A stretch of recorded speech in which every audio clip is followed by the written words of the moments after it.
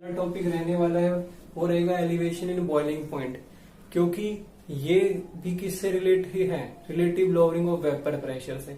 तो एक बार उसका रिकैप देख लेते हैं, फिर स्टार्ट करते हैं elevation in boiling point colligative property को।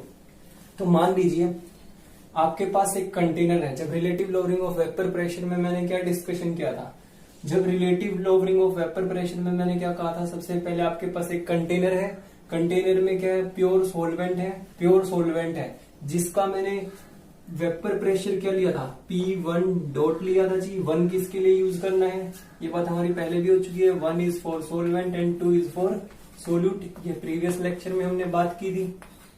तो मैंने क्या कहा है, आपके पास एक कंटेनर है, कंटेनर में क्या है, प्योर सोलवेंट है। प्योर सोलवेंट का वेपर प्रेशर क्या है जी, जब भी मैं डॉट लगा दूंगा इसका मतलब क्या है, प्योर फॉर्म में, तो ये क्या है, vapour pressure of pure solvent. Pure solvent है जी, प्योर सोलवेंट का मैंने वेपर प्रेशर क्या मान लिया, P1 मान लिया। ठीक है जी। अब मैंने क्या किया, क्योंकि ये सोलवेंट है तो इसका क्या होगा, इसका क्या होगा, अपना ये खुद का टेम्परेचर होगा, तो जिसको हम क्या बोलेंगे, जब हम एलिवेशन इन बॉइलिंग पॉइंट पढ़ेंगे तो हम यहाँ पर क्या करेंगे, हम इसका एक टेम्परेचर होगा, तो यहाँ पे उसका प्योर सोलवेंट का बॉइलिंग पॉइंट टेम्परेचर कितना होता है, वाटर का मतलब कितना होता है, 100 डिग्री सेल्सियस टेम्परेचर होता है। तो पहले एक बार देख लेते हैं कि relative lowering of vapour pressure में हमने क्या किया था। Relative lowering of vapour pressure में मैंने निकाला था कि जो प्योर फॉर्म में प्योर सोलवेंट है, vapour pressure of solvent in pure form, उसमें से क्या किया था, किसको माइनस कर दिया था, vapour pressure of solvent after the addition of solute. Solute को सोलवेंट, प्योर सोलवेंट में ऐड करने के बाद, मतलब जो सॉल्यूशन बन गया उसका वेपर प्रेशर डिवाइड किससे किया था, vapour pressure of pure solvent is equal to किसके बराबर आया था, मोल फ्रैक्शन के। लास्ट क्लास में डिस्कस किया था। और इसी को ही मैंने क्या लिखा था, P1 dot minus P1 upon P1 dot is equal to, यहीं से मैंने क्या निकाला था, W2 upon W1 into M1 upon M2। यही मैंने लिया था, जहां मैंने इस टर्म को क्या था कहा था, relative lowering of vapour pressure. और इसी वाले फॉर्मूले से मैंने क्या डेरिवेशन किया था आपको, जहां W2 क्या था, mass of solute, W1 mass of solvent, molecular mass of solvent, M1 क्या है, molecular mass of solvent, M2 क्या है, मोलिकुलर मास ऑफ सोल्यूट। तो इस तरीके से आप relative lowering of vapour pressure इस पे निकाल सकते हैं। और आज जो हमारा न्यूमेरिकल रहेगा इसी वाले फॉर्मूले पे रहेगा कि आपको कैसे एग्जाम में इसके साथ डील करना है। तो वो आज हम इस वीडियो के लास्ट में देखेंगे कि कैसे आपको न्यूमेरिकल करना है। तो ये relative lowering of vapour pressure पे हमने बात की थी। तो मैं एक बार और वापस रिपीट कर देता हूँ, ये जो पूरे टर्म है ये क्या है जी, relative lowering of vapour pressure. कैसे निकालते हैं, जो सोलवेंट प्योर फॉर्म में है उसके वेपर प्रेशर में से किसको माइनस कर देना है, जो वेपर प्रेशर है सोलवेंट का, कब, जब आपने क्या ऐड कर दिया, सोल्यूट को ऐड कर दिया। मतलब एक तरीके से जब सॉल्यूशन का वेपर प्रेशर है, ये वो वाला प्रेशर है, डिवाइड किससे करना है, vapour pressure of pure solvent, किसके बराबर आएगा, mass of solute divide by mass of solvent into molecular mass of solvent divide by molecular mass of solute. तो इससे हम आज एक न्यूमेरिकल देखेंगे। तो आइए इससे पहले हम क्या करते हैं, अपनी दो कोलिगेटिव प्रॉपर्टीज को समझ लेते हैं। तो आपकी कोलिगेटिव प्रॉपर्टीज, तो आपको ये डायग्राम ध्यान में रखना है। तो आज हम जो शुरू करने जा रहे हैं वो हम किसको शुरू करेंगे जी, हम अपनी दूसरी colligative property elevation in boiling point को डिस्कशन करेंगे। एलिवेशन इन बॉइलिंग पॉइंट, तो सबसे पहले क्या मतलब है इसका, सबसे पहले तो यही पता होना चाहिए कि आपको बॉइलिंग पॉइंट क्या है जी। तो बॉइलिंग पॉइंट क्या है, बॉइलिंग पॉइंट एक वो टेम्परेचर है जिसपे क्या होता है, वेपर प्रेशर किसके बराबर हो जाता है, एटमॉस्फेरिक प्रेशर के। तो एलिवेशन का मतलब क्या है कि कितना राइज हुआ है बॉइलिंग पॉइंट में, कितना इंक्रीज हुआ है बॉइलिंग पॉइंट में। तो देखते हैं, आइए इसको समझते हैं। तो वही सब कुछ लेना है, relative lowering of vapour pressure से शुरू कर रहा हूँ कि प्योर सोलवेंट है, उसका वेपर प्रेशर कितना है जी, प्योर सोलवेंट का P1 डॉट। अब इसी का ही कुछ ना कुछ टेम्परेचर भी होगा, क्योंकि हमें किसकी बात करनी है, बॉइलिंग पॉइंट की। तो बॉइलिंग पॉइंट टेम्परेचर जो है, बॉइलिंग पॉइंट टेम्परेचर जो है प्योर सोलवेंट का, वो TB नोट है। इसको क्या पढ़ेंगे, boiling point temperature of pure solvent. तो ये मैंने मान लिया प्योर सोलवेंट का भी टेम्परेचर ये है। और आपको पता भी है कितना होता है क्यों प्योर सोलवेंट का, या वाटर का कह दीजिए, क्योंकि सोलवेंट जो प्योर फॉर्म में होता है वो मोस्टली क्या होता है, वाटर होता है। तो इसका बॉइलिंग पॉइंट टेम्परेचर कितना होता है वाटर का, वो होता है 100 डिग्री सेल्सियस। ये सब हमको पता है। अब क्या है जी, जब मान लीजिए आपने इसमें सोल्यूट ऐड कर दिया, जब आपने इसमें क्या कर दिया, इस प्योर सोलवेंट में किसको ऐड कर दिया जी, सोल्यूट को ऐड कर दिया है जी। तो जो सोल्यूट के पार्टिकल्स हैं वो किसके सरफेस पे आ जाएंगे, वो सोलवेंट के सरफेस पे आ जाएंगे, साथ ही साथ इसके इनसाइड भी चले जाएंगे। सोलवेंट के जो सोल्यूट के मॉलिक्यूल्स हैं वो किसके इनसाइड चले जाएंगे, सोलवेंट के इनसाइड चले जाएंगे, कुछ सोलवेंट के सरफेस पे रहेंगे। तो अब देखेंगे पहले प्योर सोलवेंट के बॉइलिंग पॉइंट टेम्परेचर पे क्या फर्क पड़ेगा, प्योर सोलवेंट के बॉइलिंग पॉइंट टेम्परेचर पे क्या फर्क पड़ेगा, मतलब इसकी टर्म में बात करेंगे जब हमने सोल्यूट को ऐड किया। तो देखिए पहले क्या था, सिर्फ प्रेशर किसका था, सोलवेंट का प्योर फॉर्म में, मतलब जो आपने सोल्यूट को ऐड नहीं किया था। अब क्या किया आपने, सोल्यूट को ऐड कर दिया। जैसे ही आपने सोल्यूट को ऐड कर दिया वो सोल्यूशन तो फॉर्म हो चुका है। तो पहले इसकी टर्म में बात करेंगे कि प्योर सोलवेंट पे क्या फर्क पड़ेगा। अब देखिए जैसे ही आपने इसके को सोल्यूट को क्या किया, सोलवेंट पे ऐड कर दिया है, तो सोलवेंट है उसके सरफेस पे कौन आ चुके हैं, सोल्यूट आ चुके हैं। तो अब वेपर प्रेशर जो पहले था जब आपने नहीं ऐड किया था, तो प्योर का जो वेपर प्रेशर है वो क्या हो जाएगा, इंक्रीज हो जाएगा। क्यों इंक्रीज हो जाएगा, क्योंकि उसके ऊपर कौन आ चुके हैं, सोल्यूट पार्टिकल आ चुके हैं। तो अब जो वेपर प्रेशर है वो क्या होगा, इंक्रीज हो जाएगा। क्यों, क्योंकि सोलवेंट के ऊपर कौन आ चुके हैं, सोल्यूट पार्टिकल आ चुके हैं।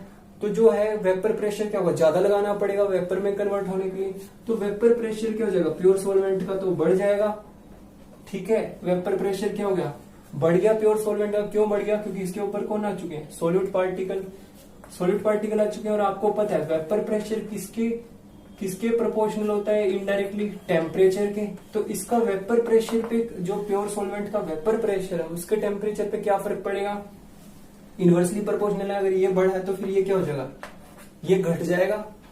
ये सारी बातें हो रही है प्योर सोलवेंट की टर्म्स में, मतलब प्योर सोलवेंट पे क्या फर्क पड़ेगा जब आपने सोल्यूट को डाल दिया। ठीक है जी, अब जब आपने सोल्यूट को ऐड कर चुके हैं प्योर सोलवेंट में, तो क्या बन चुका है, सॉल्यूशन बन चुका है। मतलब प्योर सोलवेंट में हमने क्या किया है, सोल्यूट को ऐड कर दिया।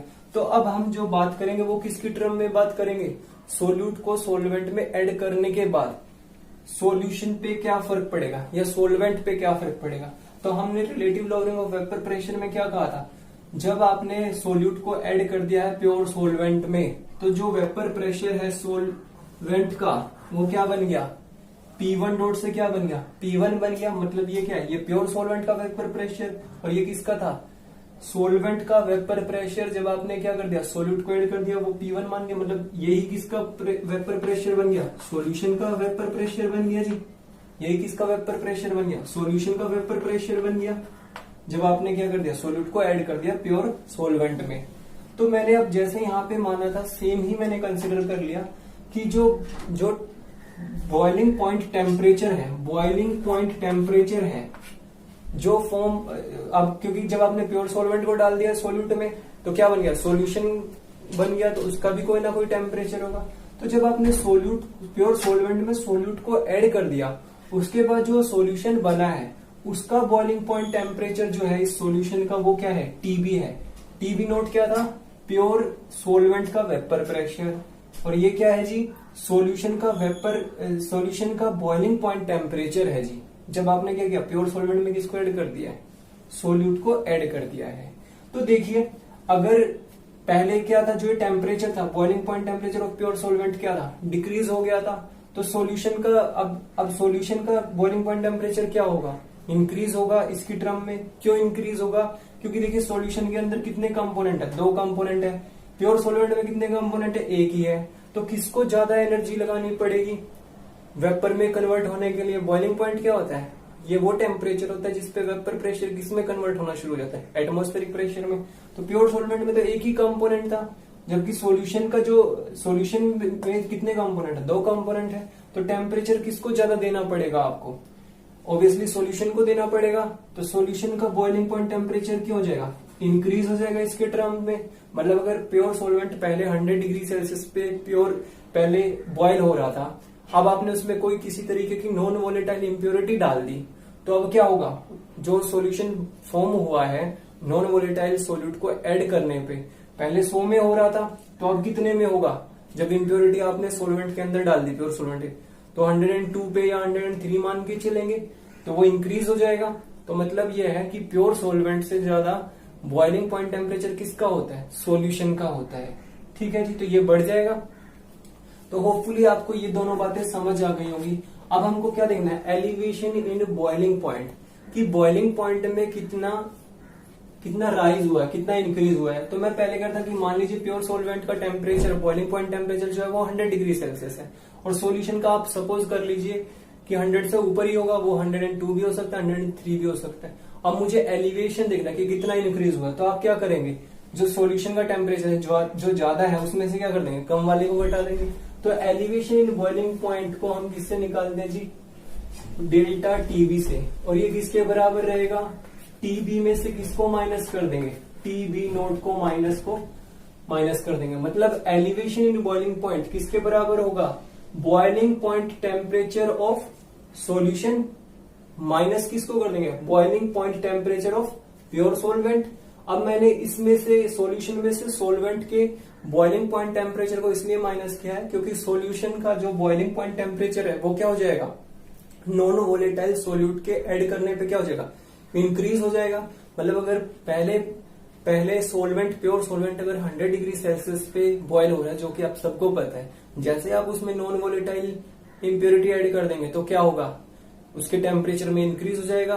तो मैंने क्या किया, सॉल्यूशन के टेम्परेचर में से, बॉइलिंग पॉइंट टेम्परेचर में से क्या कर दिया, प्योर सोलवेंट के बॉइलिंग पॉइंट टेम्परेचर को माइनस कर दिया।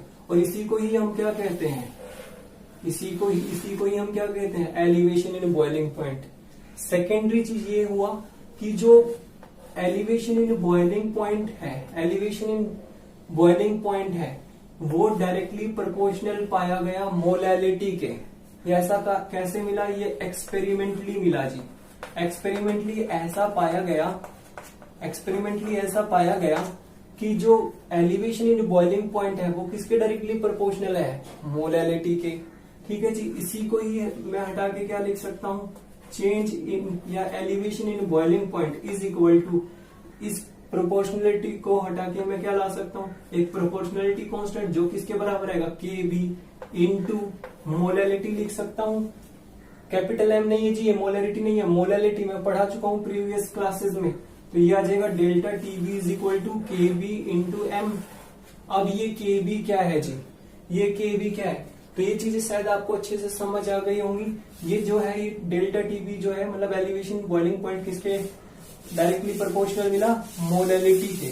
तो ये एक्सपेरिमेंटली मिला जी, आप इस चीज को ध्यान रखें। तो देखिए अब अगर मैं यहां से आपसे केबी की यूनिट पूछना चाहूँ, पहले ये देखते हैं केबी है क्या, where KB is equal to, where KB, और डेल्टा टीबी तो क्या है जी, एलिवेशन इन बॉइलिंग पॉइंट। तो केबी क्या है जी, केबी है आपका boiling point elevation constant, boiling point elevation constant, या मैं इसको क्या कह सकता हूं, इब्लियोस्कोप मोलल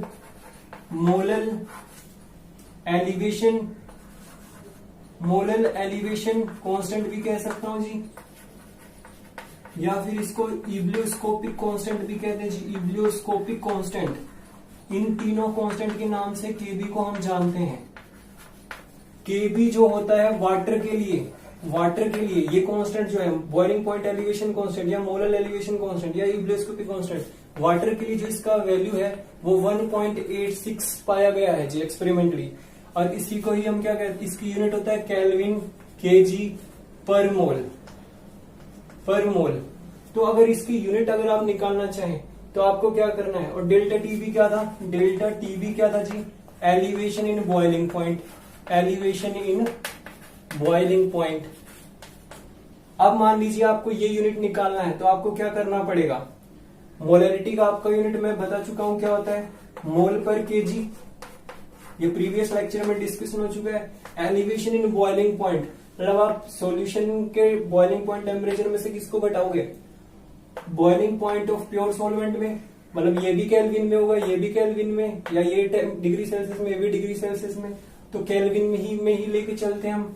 तो ये केल्विन में आएगा, ये किसमें, मोल पर केजी। आप दोनों यूनिट को रख के देखिए तो क्या जाएगा, केल्विन केजी पर मोल जो है इब्लियोस्कोपिक कांस्टेंट का क्या आ जाएगा, वैल्यू आ जाएगा। तो अगर यहाँ से इसी फॉर्मूले से मैं देखूं तो ये सब आप प्लीज नोट डाउन करते चले साथ ही साथ। तो केवी और डेल्टा टीवी मैंने बता दिया। अब देखते हैं इसकी यूनिट, अब देखते हैं इसकी यूनिट क्या होगा जी। यूनिट का डिस्कशन करते हैं, केवी का यूनिट डिस्कशन करते हैं कि क्या निकालेंगे जी आप। तो मैं यहां से ये कर सकता हूं कि delta TV upon KV is equal to M रख सकता हूं, या मैं क्या कर सकता हूं यहां से रिवर्स में भी क्या लिख सकता हूं, KV upon delta TV is equal to 1 upon M. यहां से केवी किसके बराबर आ जाएगा जी, डेल्टा टीवी अपॉन एम के बराबर आ जाएगा। हमको पता है elevation in boiling point kelvin में आएगा। मोलैलिटी का यूनिट क्या होता है जी, मोल पर केजी, मोल पर केजी। यहीं से अगर आप देखें तो इसका यूनिट क्या बनेगा, केवी का केल्विन, क्योंकि ये -1 है, ऊपर जाके पावर किस में जाएगी, +1 में, तो केल्विन केजी, और यहाँ पर पावर क्या है 1 है, ऊपर जाके इनवर्स में जाएगी, तो केल्विन केजी पर मोल जो है यूब्लोस्कोपिक कांस्टेंट का क्या बन जाएगा, यूनिट बन जाएगा। और वाटर के लिए इसका वैल्यू कितना होता है 1.86 केल्विन केजी पर मोल। क्या है जी, ये वैल्यू होती है वाटर के लिए, यूब्लोस्कोपिक कांस्टेंट वाटर के लिए। ठीक है जी, तो ये आपको समझ आया होगा। तो अब क्या करेंगे अब हम इसको आगे लेके चलते हैं, इसी यूनिट को ही, मोलैलिटी को। अब देखिए आप सबको पता है delta TV is equal to KV. Molality क्या होता है जी, number of moles of solute dissolved per kg of the solvent, ये केजी में होगा। ठीक है जी, मोल कंसेप्ट में आपको पढ़ाया था। नंबर ऑफ मोल्स कैसे निकालते हैं आप, number of moles of solute कैसे निकालते हैं, wait upon molecular weight of solute से। अगर मैं यहां पे रखूंगा, ठीक है जी, तो क्या बनेगा आपका, delta TV is equal to KV, यहां पे क्या लिखेंगे, weight upon molecular weight divide by molecular weight of the solvent, kg में है। अब मान लीजिए ये ग्राम में है, अगर weight of the solvent gram में है तो ये क्या बन जाएगा, delta TV is equal to KV into W2 upon, या मैं इसको क्या कर सकता हूं M2 इंटू, या यहां से आप एक काम कर लीजिए W2 अपॉन M2 रखिए, यहां से W1, ये अगर ग्राम में हो जाए तो आप क्या करते थे, यहाँ पे 1000 से मल्टीप्लाई करते थे, यही मैंने किया है। अब इसको आप नीचे लेके आ जाइए, delta TV is equal to KV into W2, M2 यहां नीचे आ जाएगा, इंटू 1000 ऊपर है, और इस W1 को इसके नीचे ले आएंगे, तो 1000 अपॉन W1। तो इस वाले फॉर्मूले से आप क्या कर सकते हैं जी, एलिवेशन इन बॉइलिंग पॉइंट निकाल सकते हैं। तो ये क्या है जी आपका एलिवेशन इन बॉइलिंग पॉइंट, केबी क्या है, यूब्लोस्कोपिक कांस्टेंट, ये क्या है जी मास ऑफ द सोल्यूट, ये क्या है molecular mass of the solute, ये क्या है जी मास ऑफ द सॉल्वेंट, किसमें है, ग्राम में। तो इस तरीके से आप क्या कर सकते हैं, एलिवेशन इन बॉइलिंग पॉइंट को कैलकुलेट कर सकते हैं। सेम ही तो आपने देखा किस तरीके से हमने एलिवेशन इन बॉइलिंग पॉइंट को कैलकुलेट करना है। तो आइए अब समझते हैं हम depression in freezing point. Depression in freezing point में जाने से पहले जो मैंने आपको एलिवेशन इन बॉइलिंग पॉइंट में केवी का वैल्यू बताया था वाटर के लिए, मतलब यूब्लोस्कोपिक कांस्टेंट जो बताया था मैंने वाटर के लिए, वो आपका मैंने आपको वहां पे 1.86 बताया था। एक्चुअली वो 1.86 नहीं है वाटर का, वो आपको वैसे गिवन होगा, वो 0.52 होता है जी। जो 1.86 होता है वो KF होता है, KF को भी हम डिस्कस करेंगे। तो जो यूब्लोस्कोपिक कांस्टेंट है वाटर का वो है केल्विन केजी पर मोल। ठीक है जी, तो ये आप वहां पे थोड़ा ध्यान रखिएगा इस चीज का कि केवी का वाटर के लिए वैल्यू 0.52 है जी। अब देखते हैं जी एलिवेशन को तो हम देख चुके हैं, elevation in boiling point, elevation in boiling point को हम देख चुके हैं। अब जो डिस्कशन होगा वो किसका होगा, डिप्रेशन इन फ्रीजिंग पॉइंट का। डिप्रेशन इन फ्रीजिंग पॉइंट, ये हमारी तीसरी कोलिगेटिव प्रॉपर्टी है जी, ये हमारी तीसरी कोलिगेटिव प्रॉपर्टी है। सबसे पहले हमने क्या पढ़ा था, relative lowering of vapour pressure. एक बार रिकैप देख लीजिए क्या क्या हुआ है जी अब तक आपके साथ। सबसे पहले मैंने क्या कहा, कोलिगेटिव प्रॉपर्टीज पढ़ाया मैंने। कोलिगेटिव प्रॉपर्टीज क्या होती हैं, जो नंबर ऑफ सोल्यूट पार्टिकल्स पे डिपेंड करती है और जो नेचर पे नहीं डिपेंड करती सोल्यूट पार्टिकल्स पे। फिर मैंने क्या कहा, 4 तरीके की कोलिगेटिव प्रॉपर्टी है, relative lowering of vapour pressure, elevation in boiling point, depression in freezing point और osmotic pressure. Relative lowering of vapour pressure किस तरीके से निकाला, एक बार रिकैप देख लीजिए। हमने क्या किया था, जो वेपर प्रेशर है सोलवेंट का प्योर फॉर्म में, उसमें से हमने क्या किया, vapour pressure of solvent after the addition of solute, मतलब सॉल्यूशन का वेपर प्रेशर है, divide by vapour pressure of the solvent in pure form, किसके बराबर आ गया था, mole fraction of the solute के। तो वो उसको मैंने रेशनलाइज वगैरह करके किस तरीके से निकाला था, W2/W1 इंटू M1/M2। तो ये मैंने क्या किया था, relative lowering of vapour pressure निकाला था। ये अपना relative lowering of vapour pressure था, पहले मैंने ये किया था relative lowering of vapour pressure में। फिर एलिवेशन इन बॉइलिंग पॉइंट में मैंने क्या निकाला था, delta TB. Elevation in boiling point किसके बराबर था, KB into W2/M2 into 1000/W1 इन ग्राम। 1 जो है वो किसके लिए, सोलवेंट के लिए, 2 किसके लिए, सोल्यूट के लिए। ये मैंने क्या था, ये एलिवेशन बॉइलिंग पॉइंट में निकाला।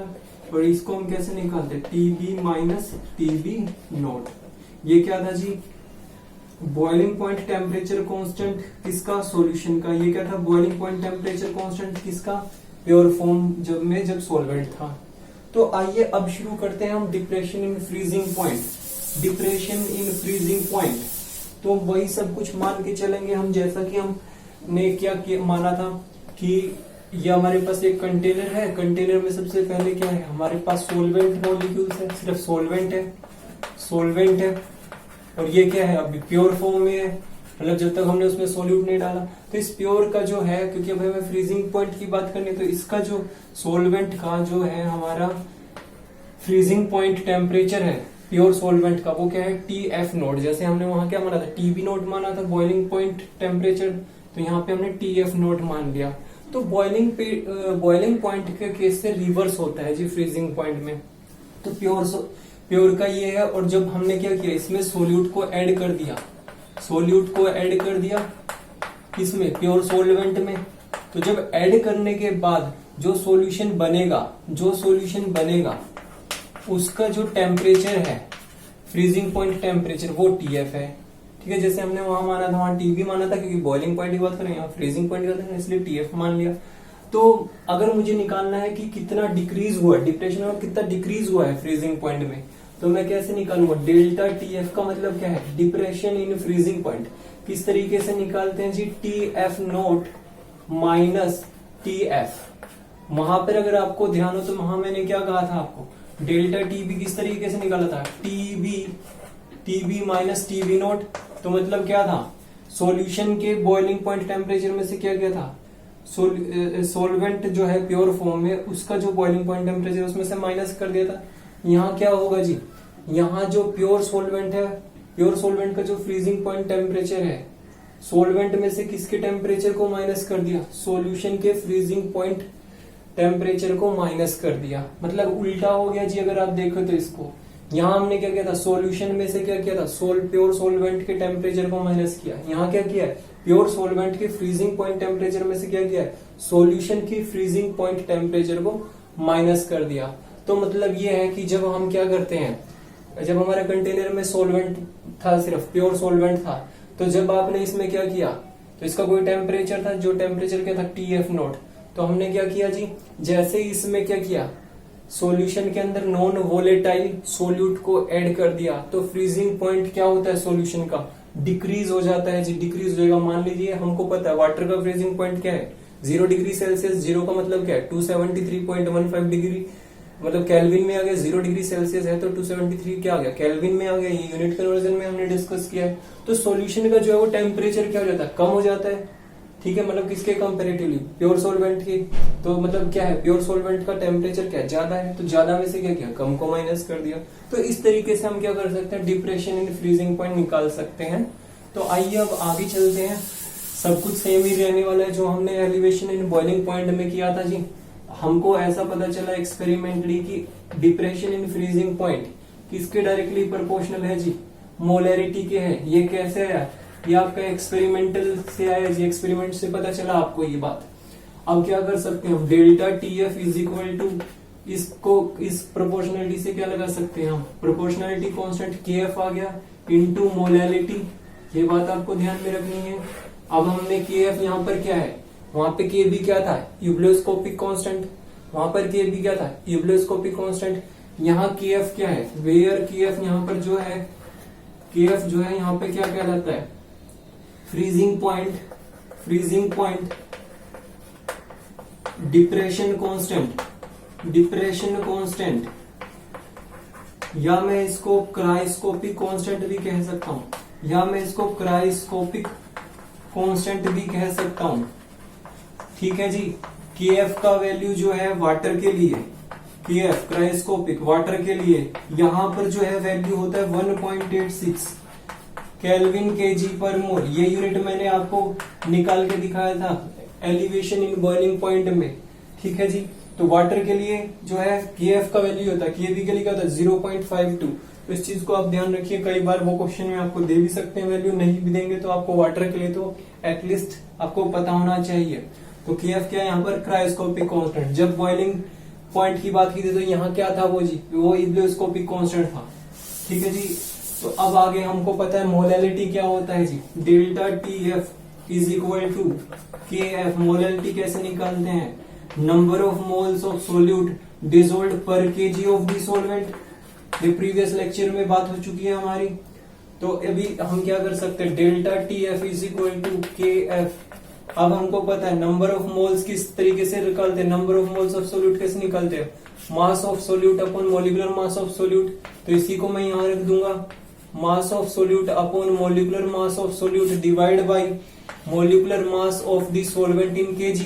बस मैंने क्या किया, number of moles of solute की जगह क्या किया, मोल कंसेप्ट से वेट अपॉन मोलिकुलर वेट निकाल लिया। तो यहां से हम क्या कर सकते हैं, delta TF is equal to KF into W2 upon M2 into W1। अगर मान लीजिए weight of the solvent gram में हो जाए तो मैं क्या करता हूँ, न्यूमरेटर में क्या करता हूँ 1000 से मल्टीप्लाई कर देता हूँ। सब कुछ सेम ही कर रहा हूं मैं लगभग। तो delta TF is equal to KF into, अब क्या करेंगे W2, मैं क्या करता हूँ इस W1 को इस 1000 के नीचे लेके आ जाता हूँ, 1000 अपॉन W1 मतलब मास ऑफ द सॉल्वेंट ग्राम में, इसको नीचे लेके आ गया तो M2 कहाँ आ गया, यहाँ आ गया जी। तो इस तरीके से आप क्या कर सकते हैं, डिप्रेशन इन फ्रीजिंग पॉइंट निकाल सकते हैं, डिप्रेशन इन फ्रीजिंग पॉइंट। और ये किसके बराबर है, TF डॉट माइनस TF, मतलब ये क्या है, freezing point temperature of pure solvent minus freezing point temperature of solution. KF क्या था जी, क्रायोस्कोपिक कांस्टेंट, इसका वैल्यू क्या था वाटर के लिए 1.86 केल्विन kg पर मोल।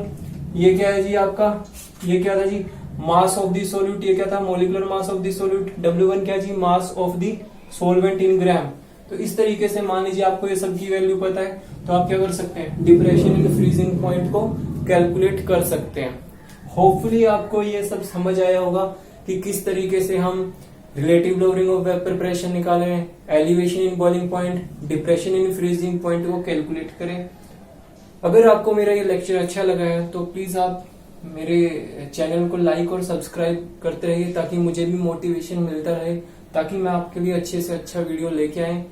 कई बच्चों ने मुझे कहा कि सर सॉल्यूशन चैप्टर को आप कोई ट्रिक्स से पढ़ाइए, ट्रिक्स भी है, ट्रिक्स इसका कुछ नहीं है जी, सिंपल आपको चीजें समझनी है। इस सॉल्यूशन चैप्टर में स्टेटमेंट्स जो है वो बहुत मायने रखती हैं आपके। तो अगर आपको स्टेटमेंट नहीं समझ आई तो आप न्यूमेरिकल नहीं कर पाएंगे। ठीक है जी। तो इसलिए क्या है, हम आने वाली फर्दर क्लासेस में इनके न्यूमेरिकल को डिस्कस करेंगे। एक कोलिगेटिव प्रॉपर्टी और रह गई है ऑस्मोटिक प्रेशर, उसके डिस्कशन के बाद हम क्या करेंगे जी, इनके न्यूमेरिकल्स लेंगे। हर कोलिगेटिव प्रॉपर्टी का मैं आपको एक एक न्यूमेरिकल करके दिखाऊंगा।